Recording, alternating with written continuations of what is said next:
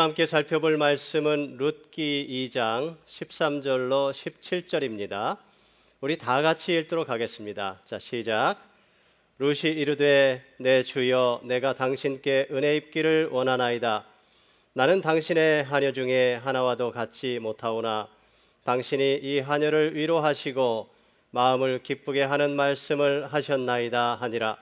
식사할 때 보아스가 룻에게 이르되 이리로 와서 떡을 먹으며 떡 조각을 초에 찍으라 하므로 룻이 곡식 빼는 자 곁에 앉으니 그가 볶은 곡식을 주매 룻이 배불리 먹고 남았더라.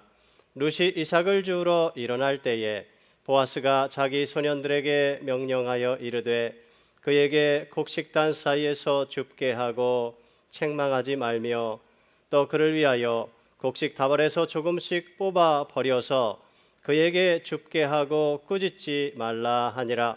룻이 밭에서 저녁까지 줍고 그 주운 것을 떠니 보리가 한 에바쯤 되는지라. 아멘. 오늘 저는 여러분과 함께 배불리 먹고 남았더라 라는 제목으로 말씀을 증거하도록 하겠습니다. 지난주에 저희 교회에서 후원하는 라오스의 민송 선교사님으로부터 선교 편지를 하나 받았습니다. 그런데 선교 편지가 보통의 선교 편지와는 좀 달랐어요. 차트를 하나 저한테 만들어 보내주셨습니다. 거기에 보니까 여러 숫자들이 많이 적혀 있었어요. 그래 무슨 차트인가 하고 제가 자세히 보았더니 지난 2년 동안 민선교사님 부부가 라오스에서 선교를 하면서 얼마나 많은 사람들에게 복음을 전했는지, 그리고 그 중에 몇 명의 사람들이 예수님을 구세주와 주님으로 영접했는지를 자세하게 기록을 해 놓으셨습니다. 지난 2년 동안 선교사님들을 통해서 복음을 들은 사람의 숫자가 6,377명이더라고요. 그리고 그들 중에 예수님을 영접한 사람의 숫자가 3,000명이 넘었습니다. 정말 놀라운 일이지요. 기적 같은 일입니다. 여러분, 이게 도대체 어떻게 가능한 일입니까? 성령님으로만 가능한 일이지요.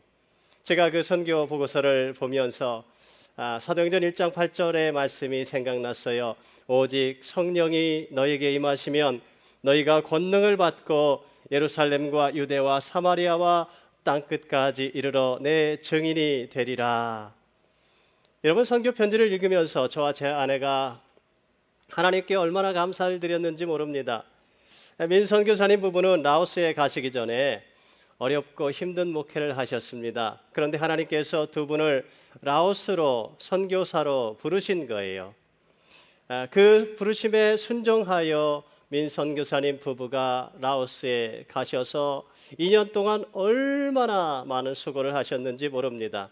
그런데 2년 동안 많은 영혼들이 예수님을 믿고 구원받는 역사가 일어난 거예요. 민선교사님이 그 차트를 보내면서 작은 메시지를 하나 적어주셨는데요. 샬롬, 세상 흔들리고 사람들은 떠나고 혼란한 정세 속에서도 하나님의 은혜는 풍성하게 흘러 넘쳐납니다. 우리 하나님 아버지께서 기뻐하시는 일에 부족한 저희를 사용해 주심에 감사와 찬양을 올려드립니다. 이렇게 적으셨어요. 선교사님의 편지를 읽으면서 생각했습니다. 믿음이란 바로 이런 것이구나. 정말 주님만 의지하고 주님만 신뢰하고 발걸음을 내디뎠더니 하나님께서 일하여 주시고 역사해 주셨구나. 하나님께서 많은 영혼의 열매를 맺힐 수 있게 해 주셨구나. 사랑하는 성도 여러분, 저는 이러한 믿음의 역사가 오늘 저와 여러분의 삶 가운데에서도 풍성하게 일어나게 되실 수 있기를 바랍니다. 믿음으로 가정이 회복되고요, 믿음으로 관계가 회복되고요, 믿음으로 우리의 질병에서 고침을 받는 역사가 일어나고요, 믿음으로 낙심 가운데 있는 자들이 용기를 얻게 되고요, 믿음으로 절망 가운데 있는 자들이 소망을 발견하게 되고, 지옥과 멸망을 향하여 가던 자들이 예수님을 믿음으로 영생과 천국을 얻게 되고요, 믿음으로 삶 속에서 이런 하나님 나라의 풍성한 은혜와 열매들을 경험하며 살게 되시기를 바랍니다. 오늘 본문에 나오는 룻이 그랬지 않습니까? 본문 말씀을 읽다가 한 문장이 제 마음속에 꽂혔습니다. 그래서 제가 한 주간 동안 그 말씀을 계속해서 묵상하고 곱씹으면서 살았어요. 그것은 바로 오늘 설교 제목이에요. 배불리 먹고 남았더라. 우리 한번 같이 읽을까요? 자, 시작. 배불리 먹고 남았더라. 제가 이 말씀을 묵상하는데 얼마나 큰 은혜와 감동이 되든지요. 여러분, 무엇을 배불리 먹었다는 것입니까? 14절에 보시면 보아스가 룻에게 떡과 볶은 곡식을 주었습니다. 여러분, 여기 떡은 엄밀하게 말하면 빵이지요. 여러분, 지금 베들레헴에 빵이 넘쳐나고 있습니다. 이 베들레헴이라는 말의 의미가 뭐예요? 떡집, 빵집, 그런 의미라 그랬잖아요. 그치요? 예, 빵집에는 빵이 넘쳐나야 하는 것이지요. 그래야 그게 정상이지요. 그래서 배고픈 자들이, 굶주린 자들이 와서 그 빵을 먹고 만족을 얻고 기쁨을 얻어야 하는 것이지요. 여러분, 이 베들레헴은 하나님의 집입니다. 이 베들레헴은 바로 교회이지요. 지금 하나님의 집에 은혜가 풍성하게 흘러넘치고 있는 거예요. 지금 하나님의 교회에 사랑이 풍성하게 흘러넘치고 있는 것입니다. 여러분, 본문을 보시면 룻이 배불리 먹고도 남았다 그랬습니다. 룻이 먹고도 남을 정도로 풍성하고도 넉넉하게 주었다는 것이지요. 그래서 18절 말씀해 보시면 음식을 시어머니 나오미와도 함께 풍성하게 나누었고요, 배불리 먹었다라고 성경은 기록하고 있습니다. 여러분, 룻과 나오미의 삶에 언제 이런 풍성함과 넉넉함이 있었던가요? 우리가 룻기 1장을 살펴보았습니다만 거기에 보시면 분위기가 어땠습니까? 가뭄, 흉년, 기근, 가난, 빈털터리, 죽음, 고통, 그랬지 않습니까? 오죽하면 나오미가 자기를 나오미라고 부르지 말라, 나를 마라라고 불러라 그랬겠어요. 여러분, 마라의 뜻이 뭐라고 그랬어요? 괴롭다, 쓰다, 그런 뜻이잖아요. 여러분, 그런데 지금 분위기가 반전이 되고 있습니다. 룻이 보아스를 만나기 시작하면서 나오는 단어들이, 여러분, 어떤 단어들입니까? 유력한, 친절한, 은혜, 복, 넉넉하다, 배부르다, 남았다, 이런 단어들이지요. 여러분, 지금 분위기가 완전히 바뀌고 있습니다. 그런데 이것은 분위기만 바뀐 것이 아니고요, 지금 룻과 나오미의 인생이 바뀌고 있는 것이지요. 여러분, 누구를 만나면서 이런 인생의 반전의 역사가 일어났습니까? 바로 보아스를 만나기 시작하면서 룻의 인생에 이런 반전의 역사가 일어나고 있습니다. 더 많은 빵을 먹어보겠다고, 잘 살아보고 잘 먹고 풍족하게 살아보겠다고 하나님 버리고 세상으로 나갔더니 빵도 제대로 얻지 못하고 굶주림과 몰락을 경험했습니다. 그런데 인생 바닥치고 전부여 의지 없어서 손들고 옵니다. 주 나를 박대하시면 나 어디 가릴까 하면서 눈물로 회개하며 하나님께 돌아왔더니 하나님이 빵을 주셨습니다. 풍성하게 해주셨습니다. 먹고 배부르게 해주셨습니다. 기쁨을 주셨습니다. 만족을 주셨습니다. 여러분, 복음서에 나오는 베드로도 그랬지 않습니까? 누가복음 5장에 보시면 베드로가 밤이 새도록 고기를 잡았습니다. 그런데 한 마리도 못 잡았어요. 아침에 그물을 씻고 있는데 얼마나 허탈한 마음이 드는지요. 나름대로 빵을 얻어보겠다고, 잘 먹고 잘 살아보겠다고 열심히 나름대로 노력을 하는데 잘 안 되는 겁니다. 여러분, 베드로는 전문 어부입니다. 그런데 고기를 한 마리도 못 잡았다는 것은 실패했다는 거예요. 얼마나 낙심이 되겠습니까? 얼마나 자책이 되겠습니까? 얼마나 실망이 되겠습니까? 무슨 면목으로 집에 들어갈 수 있을까요? 와이프가 밤새 뭐하다 왔냐고 그러면 뭐라고 대답하지? 와이프가 바가지를 긁으면 어떻게 하나? 가족들은 어떻게 무엇으로 먹여 살려야 하나? 그런 실망감과 절망감에 사로잡혀 있는 베드로에게 예수님께서 다가가셨습니다. 그리고 말씀하시지요. 깊은 데로 가서 그물을 내려 고기를 잡으라. 베드로는 그 주님의 말씀을 듣고 어쩌면 짜증이 났을지도 몰라요. 아니, 밤새도록 못 잡은 고기가 지금 잡힐 리가 없지 않는가? 그물을 다 씻어놨는데 다시 그물을 바다에 던지면 그러면 또 그것을 씻어야 하는 귀찮음이 있지 않는가? 이거 어부채면 떨어지게 목수의 말을 듣고 그물을 던져야 하는가? 여러 생각이 들었을 거예요. 그러나 그는 주님의 말씀에 헛일 삼아 그냥 그물을 던져봤어요. 그런데 여러분, 무슨 일이 일어났어요? 그물이 찢어질 정도로 고기가 많이 잡히는 놀라운 역사가 일어난 거예요. 기적이지요. 베드로는 너무도 놀라 두려운 마음이 들었습니다. 그래서 주님 앞에 무릎을 꿇고 회개합니다. 이렇게 하지요. 주여, 나를 떠나소서, 나는 죄인이로소이다. 그때 예수님께서 그에게 무서워하지 말라. 이제 후로는 내가 사람을 취하리라. 그렇게 말씀하십니다.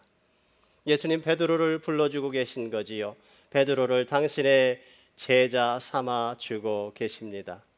여러분, 만약에 베드로가 지난밤에 물고기를 많이 잡았다면, 그래서 만선의 포만감으로 일찍 집에 돌아갔다면 그는 어쩌면 예수님을 만나지 못했을 수도 있습니다.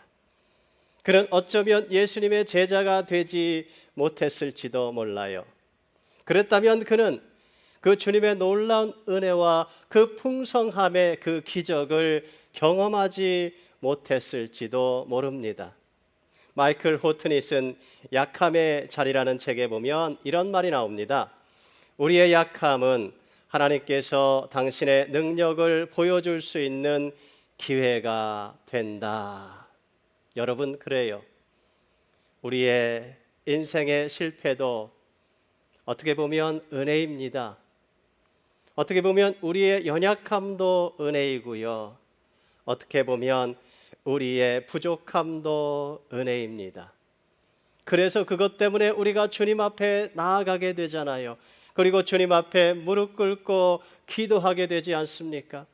주님은 그런 사람을 만나주시는 거예요. 그리고 그런 사람에게 당신의 놀라운 기적을 경험케 해 주시는 것입니다. 여러분, 사실 우리 모두가 이 베드로와 룻과 같지 않습니까? 하나님 멀리하고 세상에서 나름대로 먹을거리를 찾아 헤매이며 다녔지 않습니까? 나름대로 출세해 보겠다고, 성공해 보겠다고, 나름대로 빵을 찾아서 혹은 행복을 찾아서 노력하며 살았습니다. 여러분, 세상에 어디 그렇지 않은 사람이 있습니까?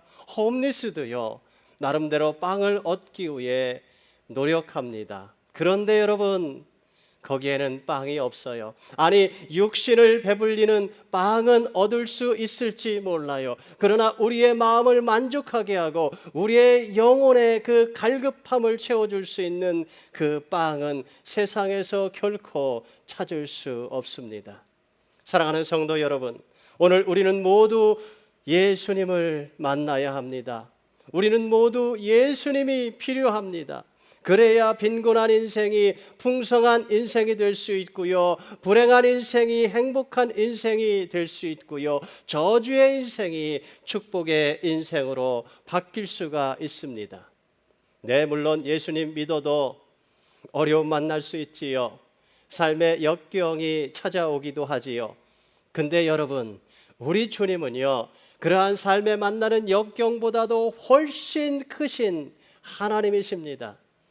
언젠가 제가 찬양 집회 영상을 보는데 그 영상에 그 교회인지 그 벽에 큰 플랜카드가 하나 보였습니다. 거기에 이렇게 적혀 있더라고요. 믿는 자는 위기가 기회되고 역경이 순경된다. 제가 그 플랜카드의 내용을 보고 아, 그래, 맞다. 정말 맞는 말이다. 정말 멋진 말 아닙니까? 우리 한번 따라 하십시다. 믿는 자는 위기가 기회되고 역경이 순경된다. 다시 한번 합시다. 믿는 자는 위기가 기회되고 역경이 순경된다. 여러분, 그래요.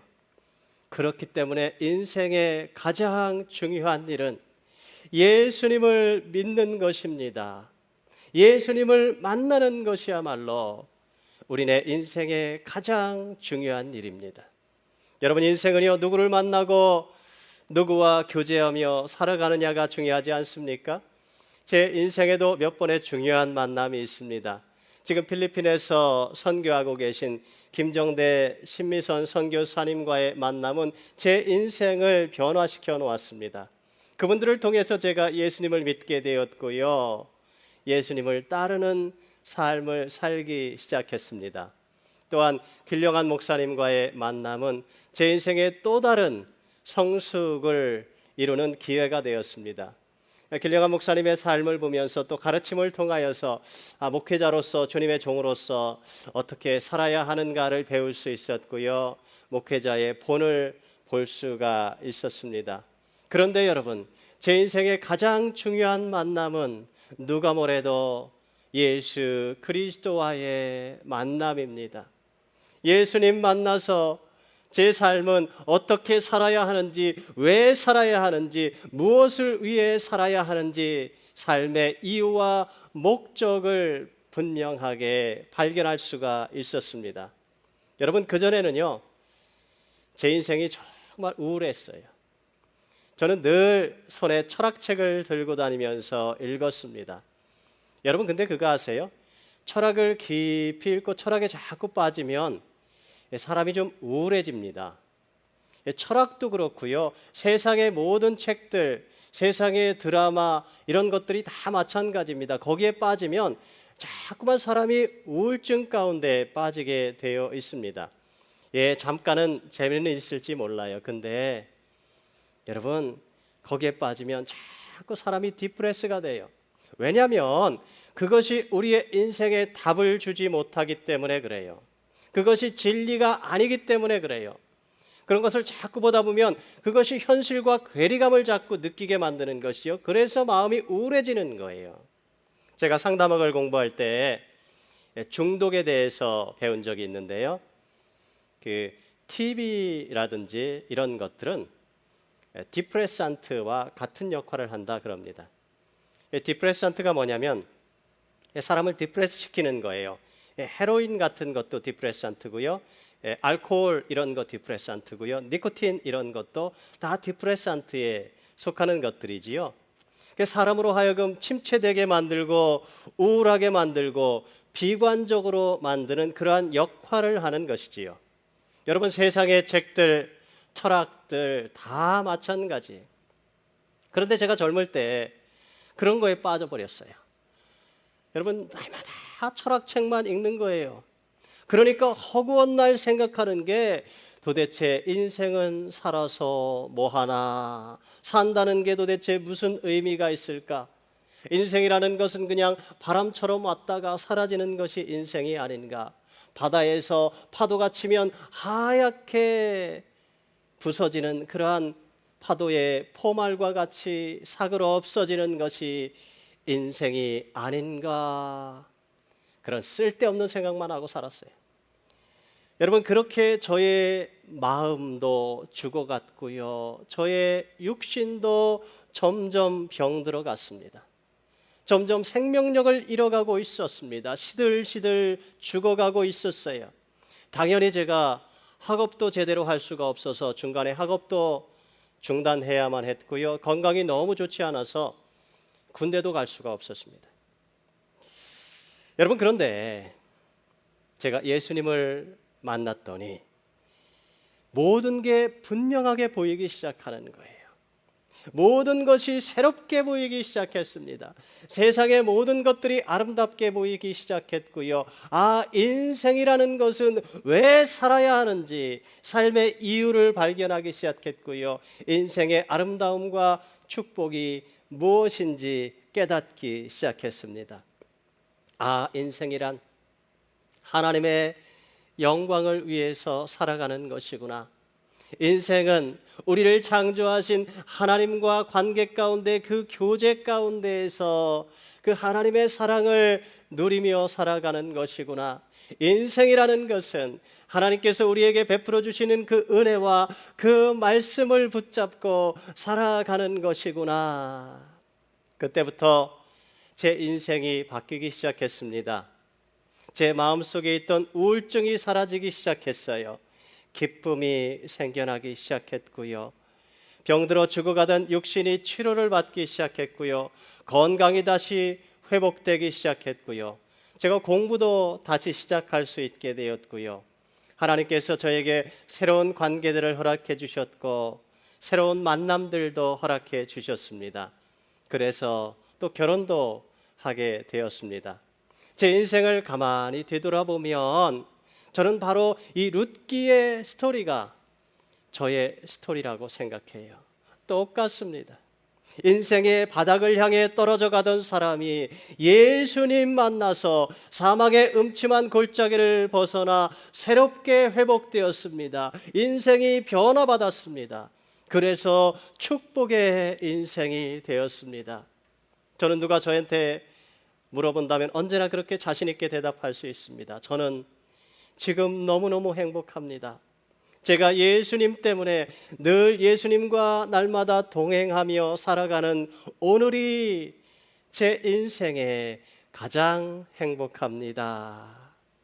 저는 그래서 오늘 룻의 마음을 알 것 같아요. 이게 뭐지 하는 그 놀라움, 전에 느껴보지 못했던 그 기쁨, 전에 받아보지 못했던 그 사랑이거든요. 가슴이 벅차오르고 따뜻해지는 그 느낌, 행복입니다. 인생에 처음 느껴보는 행복감입니다. 사랑하는 성도 여러분, 저는 오늘 여러분의 삶에도 예수님 때문에 날마다 이 가슴 벅찬 행복감을 누리며 살아가게 되시기를 바랍니다. 자, 본문으로 다시 돌아와서 여러분, 지금 룻이 이삭을 죽기 시작했는데 얼마나 많은 이삭을 주었다라고 성경에 기록하고 있습니까? 여러분 17절을 보십시오. 우리 한번 같이 읽을까요? 자, 시작. 룻이 밭에서 저녁까지 줍고 그 준 것을 떠니 보리가 한 에바쯤 되니라. 이삭 죽기를 해서 얻은 보리가 한 에바쯤 되었다 그럽니다. 성경 사전에 찾아보니까 한 에바는 요즘 단위로 약 22리터 정도 된다고 하더라고요. 여러분, 22리터가 결코 작은 양이 아니지요. 여러분, 물병 중에 이 커다란 그 물병 있지 않습니까? 1갤론짜리 물병. 그 1갤론짜리 그 물병이 3.78리터라고 합니다. 그러니까 22리터는 그 1갤론짜리 물병이 6개 정도 되는 양이에요. 제가 말씀을 준비하다가 저 거라지에 물병이 있어서 거기에 물을 채워가지고 제가 한번 들어봤어요. 한쪽에 1갤론짜리 물병을 3개씩 제가 듣고 그것을 들고 이동을 해봤더니 제가 그 6개를 간신히 들고 움직일 수 있었습니다. 여러분, 한마디로 무슨 뜻이냐면 이 젊은 여인인 이 룻이 그날 이삭 줍기를 해서 얻은 양은 그녀가 들고 올 수 있는 최고로 많은 양을 얻었다라는 것이에요. 여러분, 세상에 이런 은혜가 있습니까? 그런데 저는 도대체 이삭 줍기를 해서 이렇게 많이 얻을 수 있는 게 가능할까 그런 생각을 했어요. 아니요. 정상적으로는 여러분 하루에 그렇게 많은 양의 이삭을 줄 수 없습니다. 그런데 어떻게 그게 가능했어요? 오늘 16절에 나오지요. 우리 같이 읽습니다. 자, 시작. 그를 위하여 곡식 다발에서 조금씩 뽑아 버려서 그에게 줍게 하고 꾸짖지 말라 하니라. 이게 무슨 말이에요? 보아스가 지금 일꾼들에게 일부러 곡식 다발에서 조금씩 뽑아서 곡식을 버려라 그래서 룻으로 하여금 줍게 하라 그랬다는 거예요. 어떤 분 그렇게 질문할 수 있습니다. 아니, 아예 그냥 다발을 하나를 주면은 쉽지 않습니까? 여러분, 그런데 보아스가 왜 그렇게 하지 않았습니까? 룻의 마음이 상하지 않게 하기 위해서, 룻의 자존심이 상하지 않게 하기 위해서 그렇게 한 거예요. 그러면서도 룻이 넉넉하게 이삭을 줍게 하려는 의도이지요. 정말 자상하고 사려 깊은 그러한 보아스의 모습을 볼 수가 있습니다. 이것을 영어로 thoughtful하다 그러는 거예요. 이 thoughtful하다는 이 말은 직역하면 생각이 많다, 많이 생각해 준다 그런 의미가 되겠지요. 여러분, 우리가 다른 사람을 위해서 무언가를 할 때에 혹은 다른 사람을 도울 때에 정말 thoughtful 해야 돼요. 상대방의 마음이 다치지 않게 많이 생각하고 최대한 배려하면서 도와야 한다는 것입니다.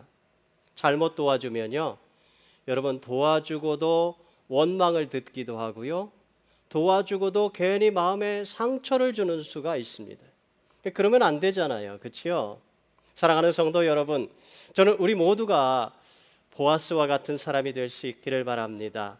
보아스에게 한 에바는 그렇게 많은 양이 아니에요. 보아스는 그거 없어도 사는데 전혀 지장이 없습니다. 그러나 룻과 나오미에게 한 에바는 몇 주 동안을 배불리 먹을 수 있는 그러한 양식이 되는 거예요. 저는 우리도 보아스처럼 겸손히 우리의 삶 속에서 이삭 나눔을 실천하는 삶 살았으면 좋겠습니다. 우리에게는 적을 수 있어요. 그러나 상대방에게는요, 큰 도움이 되고요, 큰 격려가 되고요, 큰 용기가 되는 것이에요. 그것을 통해서 그들이 삶의 소망이 생겨나고요, 하나님의 사랑을 맛보게 되는 것이고요, 하나님의 은혜를 경험하게 되는 것입니다. 몇 주 전에 저희 딸 예림이하고 이렇게 산책을 하면서 깊이 있는 대화를 나눈 적이 있습니다. 예림이가 그런 이야기를 해요. 자기가 하나님께 받은 은혜가 너무너무 많다는 거예요. 자기는 늘 하나님께 빚진 마음이 있다 그럽니다. 공부도 잘 마칠 수 있게 해주셨고, 그리고 안정된 직장도 하나님께서 허락해 주셨답니다. 그래서 이 은혜를 좀 나누며 살았으면 좋겠는데 어떻게 하면 좋을까? 요즘에 기도하고 고민하고 있다, 그런 이야기를 들었습니다. 제가 그 말을 듣고 얼마나 고마웠는지 몰라요. 그래서 제가 그런 이야기를 했네요. 하나님이 내게 주신 재능과 재물을 가지고 다른 사람들을 도우며 살아야 한다. 너는 영어도 잘하지 않냐? 너는 글도 잘 쓰지 않니? 그러니까 아이들 에세이 쓰는 것도 좀 봐주고 도와줄 수 있지 않니? 그리고 컴패션 같은 좋은 구제 단체들이 많이 있단다.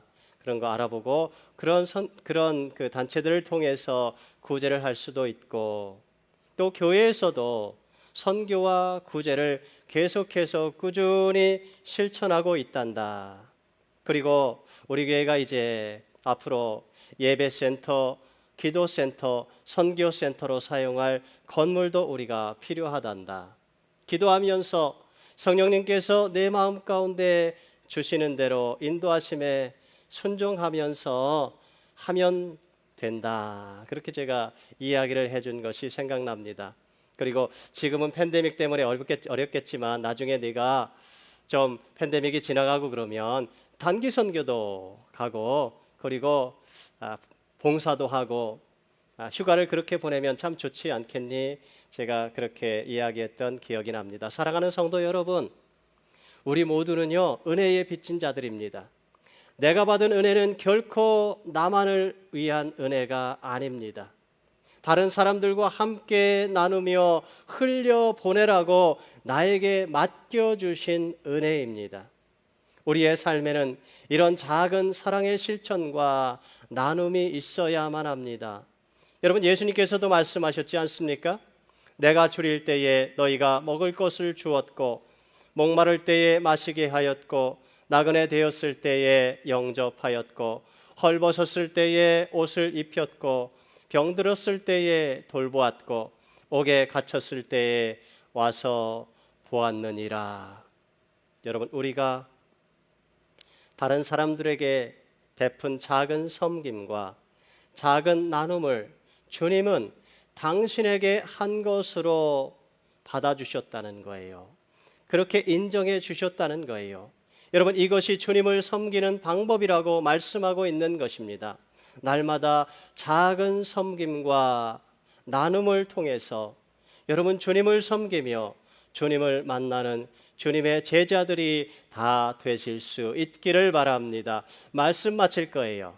사랑하는 성도 여러분, 지금 혹시 삶의 절망과 낙심, 궁핍과 고난과 고통을 경험하고 계시지는 않으십니까?